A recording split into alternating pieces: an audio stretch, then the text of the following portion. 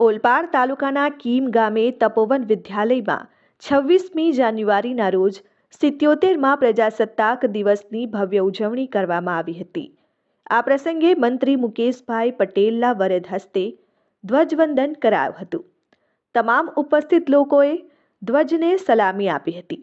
સાથે જ વિદ્યાર્થીઓએ વિવિધ સાંસ્કૃતિક કાર્યક્રમો અને દેશભક્તિના ગીતો પણ રજૂ કર્યા હતા।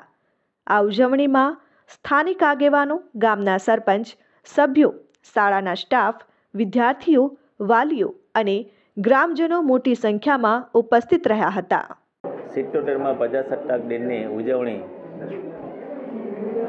કીમ ગામે તપોવન વિદ્યાલયની અંદર કરવામાં આવી છે।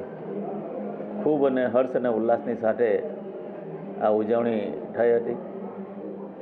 આપણે જોઈએ છે દેશના યશસ્વી વડાપ્રધાન નરેન્દ્રભાઈ મોદી સાહેબે જે રીતે સૈનિકો સાથે દરેક દિવાળી હોય, દરેક તહેવારો તેમની સાથે નીકળતા હોય છે અને અત્યાર સુધીમાં સૈનિકોને જેટલી છૂટ ના આપી હોય એવી મોદી સાહેબે પોતાને સ્વતંત્ર રીતે એ કામ કરી છે, એવી છૂટ આપી છે।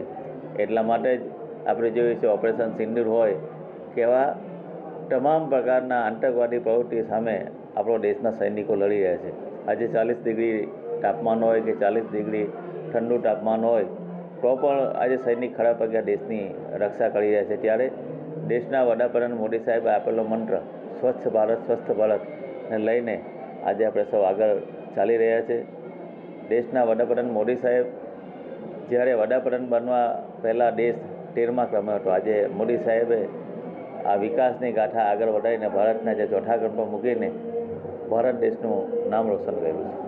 વિજય યાદવ, RN ન્યૂઝ, કીમ, ઓલપાડ।